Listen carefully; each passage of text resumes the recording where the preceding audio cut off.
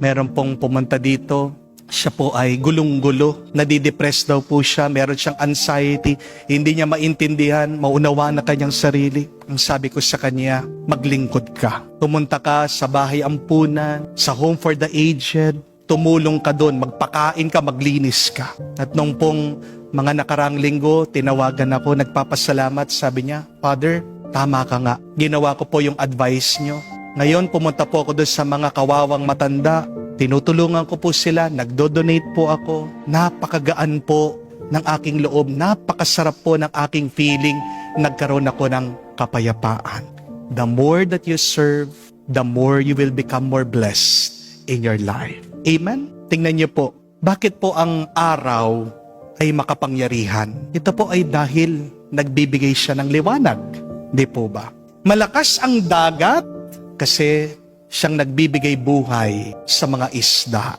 Kaya nga, ang kapangyarihan mo, manggagaling yan sa kakayahan mo, sa iyong pagtulong sa iyong kapwa. Nung minsan din po, ako ay nasa palengke. Nakakita po ako ng isang matandang babae, isang lola. Nagkakuba-kuba na po. Dahil ang dami po niyang binubuhat, dami po niyang dinadala. Di ko po mapigilan ang aking sarili. Nilapitan ko po siya. Bumili po ako doon sa kanyang tinitinda. At nagtanong din po ako sa kanya, Lola, ba't nagtatrabaho ka pa? Di po ba sa inyong edad, dapat nasa bahay na lang kayo, dapat retired na lang kayo, dapat nagpapahinga kayo? Bakit nandyan pa kayo sa palengke? Nagpapagod, naghihirap. Alam niyo po, sagot ng lola sa akin. Sabi niya, kailangan po kasi may sakit po yung aking anak, hindi makapagtrabaho. Tapos meron pa po akong 3 mga apo, maliliit.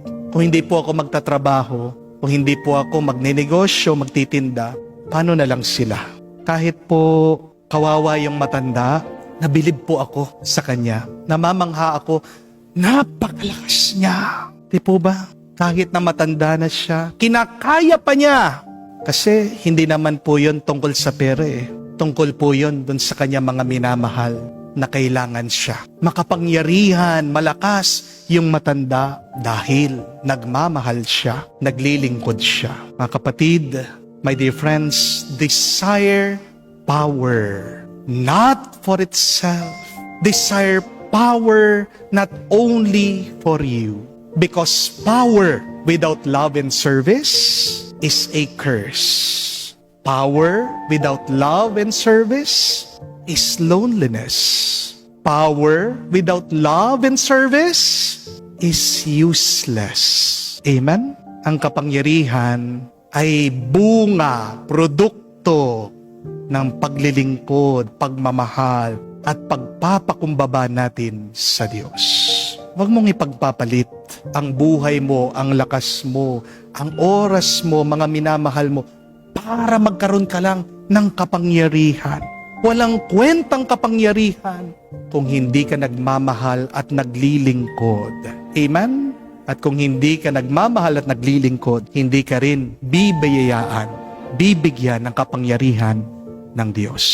Ialay mo ang sarili mo sa Diyos, sa iyong kapwa, at magkakaroon ka ng kapangyarihan at ng lakas.